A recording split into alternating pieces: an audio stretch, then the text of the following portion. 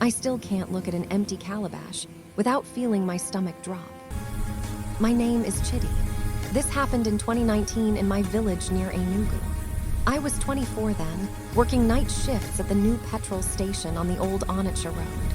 I usually got home around 2 a.m., very tired. One night around 1:45 a.m., I was riding my Okada home when I saw something strange.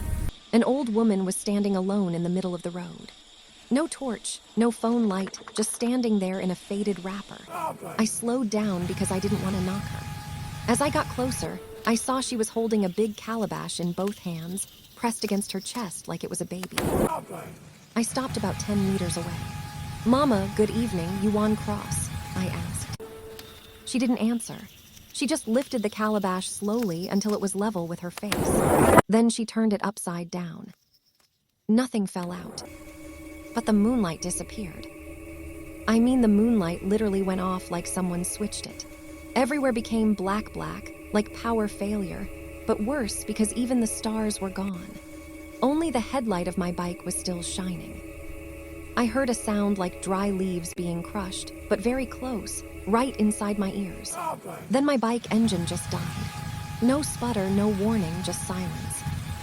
I started feeling cold from inside my bones. My phone in my pocket started vibrating hard like it wanted to jump out.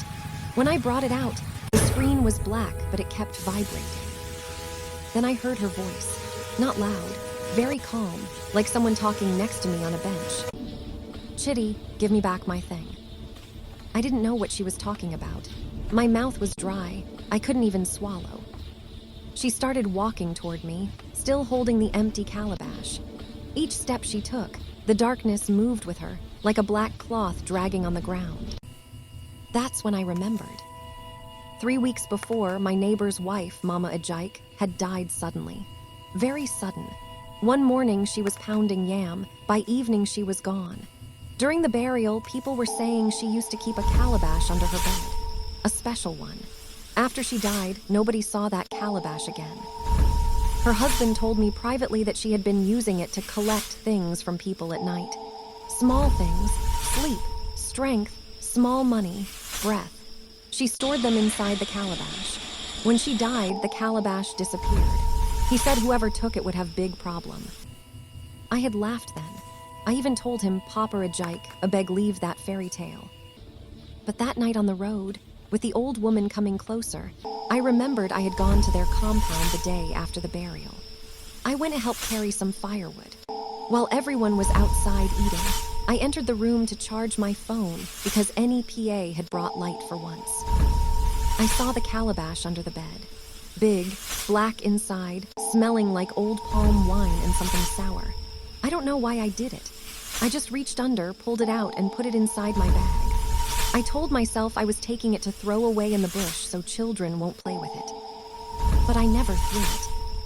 I kept it in my room, behind my cupboard.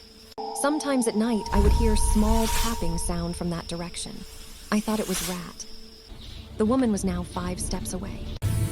I dropped the bike and ran into the bush. I ran like mad. Thorns entered my leg, I didn't feel it. I just ran until I reached the small stream behind the village. I fell down there, shaking. When I looked back, the darkness was still coming. Slow, steady, like oil spreading on water. I remembered what Papa Ajike said. "If you ever see the calabash again, empty it back where you took it from. Quick." I didn't have the calabash with me that night. It was still at home. But somehow, she knew I had it. I stayed by the stream till morning. When light came, the darkness was gone. My bike was still on the road where I left it, engine cold. I went straight home, took the calabash from behind the cupboard, ran to Mama Ajike's grave and emptied it there.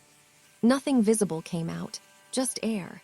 But the calabash made a sound like a long sigh when I turned it over. I dropped it on the grave and left. That was the last time I rode at night. Even now, 6 years later, if I wake up at 2 a.m. and look toward my window, I sometimes see the shape of an empty calabash sitting on the sill. It's always empty, but I never touch it. I just turn my face to the wall and pretend I'm still sleeping.